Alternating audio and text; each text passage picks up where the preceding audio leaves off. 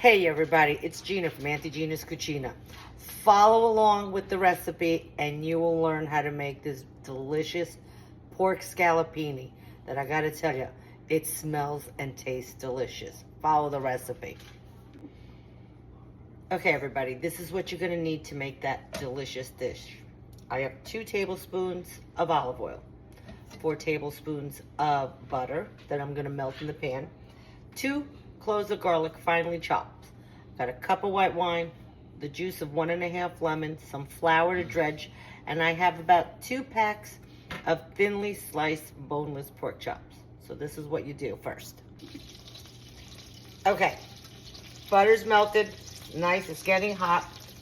And all you do is put the cutlets in, or the pork chops, so one by one, and just brown them just enough to cook the flour off, and then flip it, do the same thing. All right, watch this. Okay, see, it was quick. So now, this is my own little twist on veal scallopini, but I'm using pork because you know what? Not everybody likes veal, and it is a little expensive. And I say, just toss in the garlic and let it cook, and just keep moving things around. So, and I just keep flipping the pork cutlets, so the bottom ones, the top one, and then just move them. So, but I also want the garlic to get in that sauce,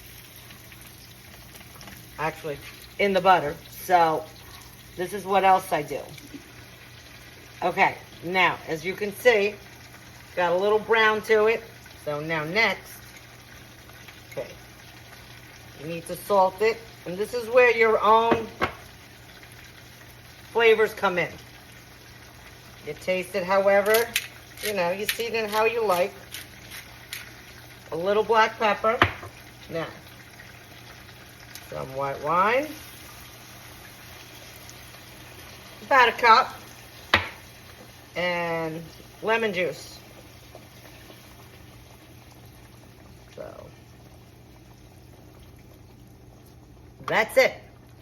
Now, put the lid and let it cook for maybe 20 minutes until it gets nice and thick. And every once in a while, just move the pork cutlets, you know, again, move them around so this way they each get the flavor. So, okay, everybody, this is what it looks like when it's done. Now, this is when you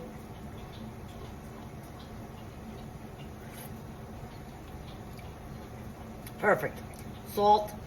You taste it to make sure it has enough salt, enough pepper, whatever you think it needs. But I can guarantee you, your family will love this as much as mine do. See you next time.